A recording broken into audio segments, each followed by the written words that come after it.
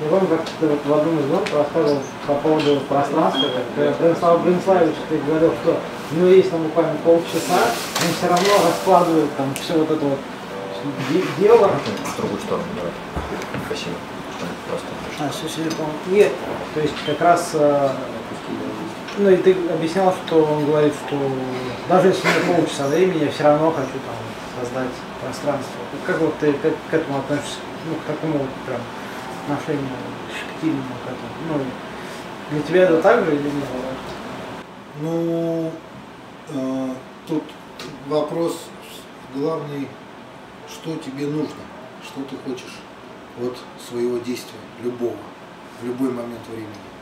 Если я сейчас приехал, меня пригласили пообщаться, соответственно, получить от меня какую-то информацию,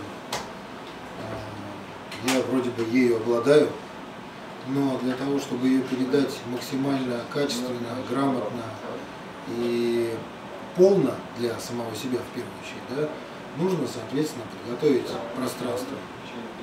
Со стороны этого пространства уже все подготовлено, но для того, чтобы мне себя чувствовать в этом пространстве расслабленно, комфортно и, соответственно, выдать по максимуму из того, что я вообще могу выдать, соответственно, нужно окружить себя в первую очередь предметами, тебе самому, так сказать, родными, которые создают вот это вот ощущение, ну, некой там расслабленности, безопасности, родности и так далее. То есть я так подозреваю, что здесь это в первую очередь вот это. Ну, а как бы плюс еще и предметы, они все, ну, особенно вот типа курильницы, там еще какие-то штуки, они же как бы еще и такой, ну, настраивают и на мистическую, это тоже важно. Ну, дело, ну, как бы дело не в мистике, а в том, чтобы ты всегда помнил, что есть ты, а есть еще, ну, какая-то штука. Вот. И лучше, чтобы с ней связь тоже была.